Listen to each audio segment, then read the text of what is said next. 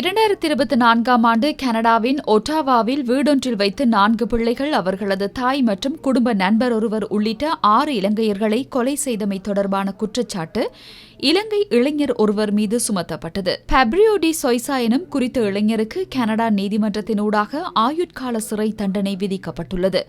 அவருக்கு எதிராக முதற்கட்டத்தின் கீழ் 4 கொலை குற்றச்சாட்டுகளும், 2ஆம் கட்டத்தின் கீழ் 2 கொலை குற்றச்சாட்டுகளும், கொலைக்கு முயற்சித்த குற்றச்சாட்டு உள்ளிட்ட குற்றச்சாட்டுகள் முன்வைக்கப்பட்ட நிலையில் அவர் தனக்கு எதிரான குற்றச்சாட்டுகளை ஏற்றுக்கொண்டுள்ளார்.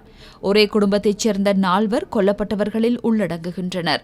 ஒட்டாவா நகர வரலாற்றில் இடம்பெற்ற மிக பெரும் குற்றம் இதுவென்று குறித்த தீர்ப்பை அறிவித்த நீதிபதி தெரிவித்துள்ளார்.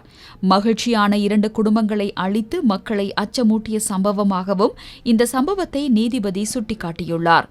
சந்தேக நபர் தண்டனையை குறைத்துக் கொள்ள அல்லது தளர்த்துவதற்கு விரும்பும் பட்சத்தில் கட்டாயம் 25 வருட கால சிறை தண்டனை விதிக்கப்பட வேண்டும் என்றும் நீதிபதி தீர்ப்பில் குறிப்பிட்டுள்ளார்.